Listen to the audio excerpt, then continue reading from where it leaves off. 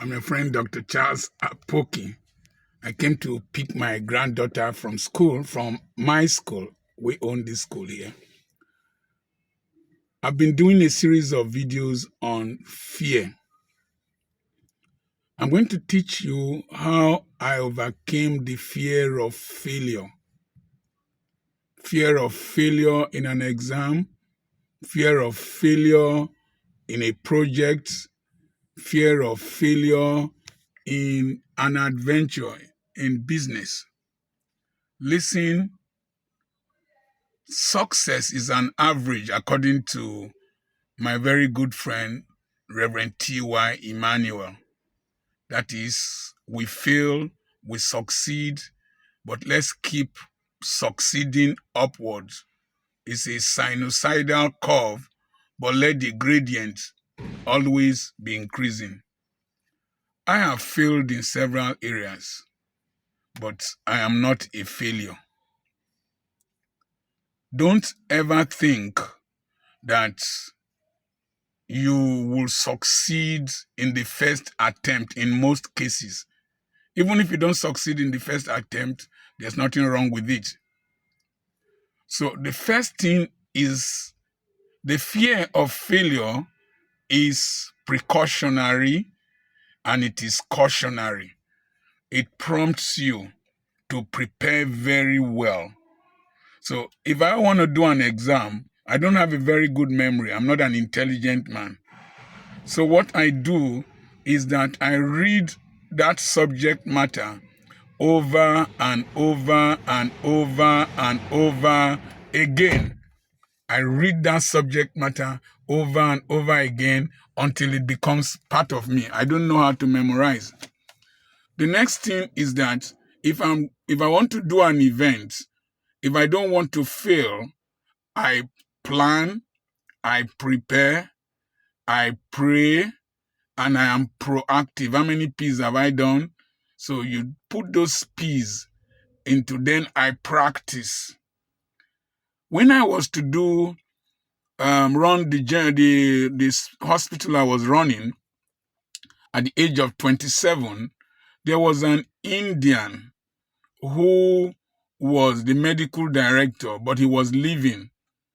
And I was appointed as the medical director to understudy him for some time.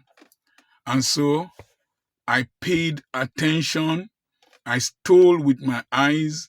I was watching him do the surgeries. I had some experience at the Warri Central Hospital under Dr. Oregbo. So I was paying attention and I was well trained. But there was the difficult aspect of it, which was intestinal anastomosis, because we had a lot of strangulated hernias from Akwa Ibom. And when the intestine gets rotten, you need to cut off that dead portion and then join it together. So I observed him do it several times, assisted him in doing several of them. Then I went home and practiced with my stockings. Practiced and I perfected it. And then, I've told you several fears I've had. That day, one of the patients with strangulated hernia came in, and I was the medical director then. Doctor. And I went there. I told them, take him to the theater, because I had prepared, I had practiced, I had observed. Take him to the theater. And as they took him to the theater nurse was preparing him. I started scrubbing to do the surgery. My hands started shaking. That your hands shake, that you are nervous, does not mean you are not good enough. It only means that adrenaline and noradrenaline have been secreted and your musculature, your whole system is priming up for activity. It doesn't mean you are not good enough. And as I was scrubbing, I raised my usual song. I'm bold, I'm strong, for the Lord my God is with me. I am not afraid, I walk in faith and victory, for the Lord my God is with me. And I spoke to my hands. You do not need to shake now. I had my first son, who is now an orthopedic surgeon in Germany. I had him at home. And I had I had him at home. We had not moved into that place. Yes. And I said, if your hands shake now, your baby will be hungry. You can't feed your baby. And so I scrubbed, wore my gown, went there, put the first incision, removed everything, brought out the intestine, clamped with the two different clamps, excised the portion that was gangrenous, stitched the thing round, folded it in, stitched it, made sure that there was the patency of the intestinal lumen, put it back, stitched, put a drain, and put him on antibiotics, and put drip, put catheter for him and all that. And then I was observing him. The third day, he passed flatulence, and boy, I was good. And so that was how I overcame that fear of failure in that aspect. Then there were other challenges I took. So learn to take challenges, learn to accept, learn to take challenges, learn to start the way you are. You will keep improving even in that same procedure, in that process. The best way to start is to start, according to my wife. So then I needed to open my practice after 2 years. Then I was just 29, February 28th, 1998. And I needed to open my practice. Fear of failure and all that was there, but I kept pressing on, keep doing one step at a time. One thing you need to do. I needed to rent two flats. I rented the two flats. I needed to buy beds. I bought beds, bought surgical equipment, like that. Put up a signboard. The day of opening, I declared I was opening that day, and we opened, and I sat down, and patients started coming. And the practice went on. And I practiced for another 13 years before I sold the hospital and came to Ogeli. So, the fear of failure should not paralyze you. It should stimulate you to be precautionary. It should stimulate you to prepare. It should stimulate you to plan.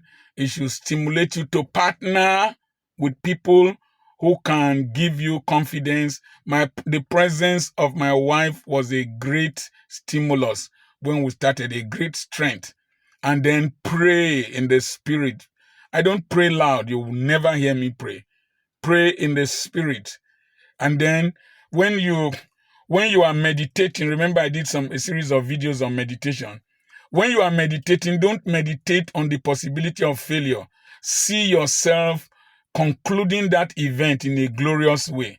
And then as you meditate in concluding that event in a glorious way, the process, the business in a glorious way, a sweetness comes. When that sweetness comes, it's the sweetness of the Holy Spirit having a relationship with your own spirit.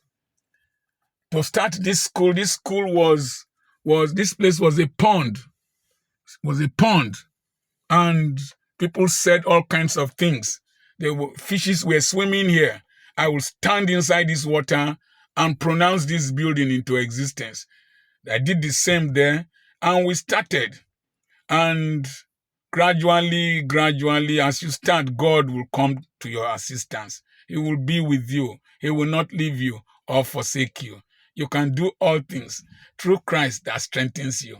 The next video is going to be how I broke family glass ceilings. Family glass ceilings. There are some glass ceilings in families that no person has ever crossed. I will show you how I managed to break those barriers. The secret of great men are in their stories. Remember to share this video to encourage somebody who might be afraid of starting. I remain your friend, Dr. Charles Apoki. Subscribe to this channel, and press the notification button and share with others. Join my WhatsApp mentorship group to learn more. Every morning, there is an inspiration I wake up with, and I share with my family members. I call them the billionaire family all over the world. God bless you. To join that group, send a message to +234 7052136763. If it is a church, it is one of the fastest growing churches. So it's my church online. God bless you.